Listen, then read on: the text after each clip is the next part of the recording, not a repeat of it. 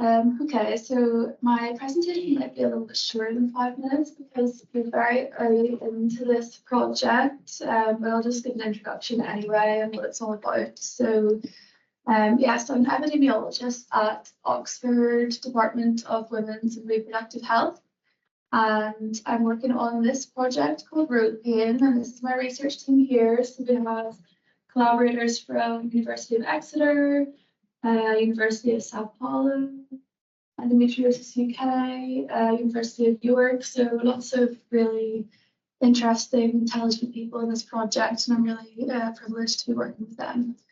So the aim of this project is really to look at the link between dysmenorrhea, otherwise known as period pain, during the adolescent period and chronic pain in adulthood.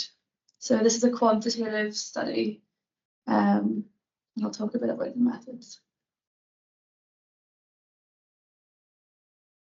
Okay, so a bit of background and rationale for why this project is important in the first place. So if we look at the rates of chronic pain in society across, general chronic pain or lots of different site-specific chronic pain, such as headache, migraine, back pain, it's consistently more common in females than in males, which is quite interesting, and we don't really understand why this sort of sex inequality is apparent, but we do know that this difference between males and females appears first during puberty. So this suggests that, something that's happening during the pubertal period is responsible for females or those assigned female at birth experiencing pain more sensitively than males.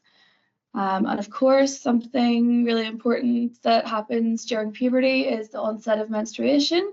So this is what we're interested in, whether, teenagers who are experiencing a lot of pain during their adolescent period, whether this repeated exposure to pain might do something to their developing nervous system, their developing brain, that can sort of amplify their experience of pain and could ultimately let them down the line in adulthood lead to an increased risk of chronic pain.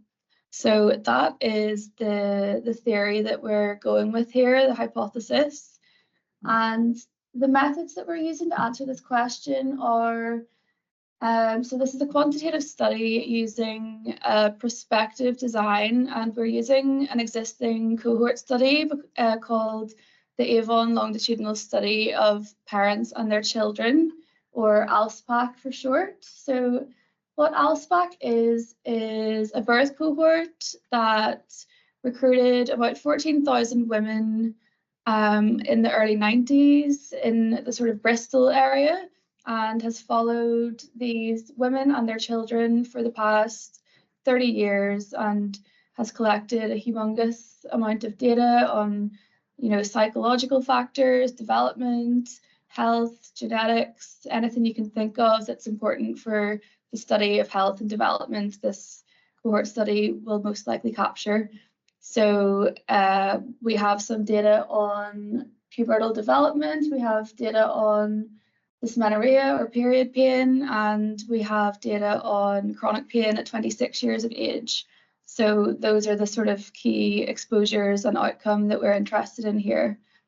So obviously we're not going to use it wouldn't be possible to use 14,000 people in our analysis. We need, people that will meet our eligibility criteria. So we needed children that had no pain condition prior to menarche or prior to the onset of their period. So that means that, if they develop chronic pain, it will come after they'd experienced the pain of their periods. And also they couldn't have reported acute pain at 26 years. So we're comparing those who developed chronic pain, defined as pain that lasts 3 months or longer, compared to those who experienced no pain. And this is a statistical analysis using logistic regression. So as I said, analysis is ongoing. So this is very preliminary results, but Following, finding our eligible sample, we have a study sample of 1,321, which is quite a substantial size if you look at some of the other studies that have been conducted in this area. So we're quite happy with that. We can see that the prevalence of chronic pain at 26 years is 28.1%, which might be surprising to some people here.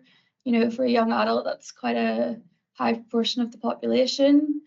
And then lastly, this graph at the bottom just shows for 17 different pain sites, and at the very bottom, any chronic pain, whether severe dysmenorrhea in adolescence increases the odds of chronic pain at that site at 26 years.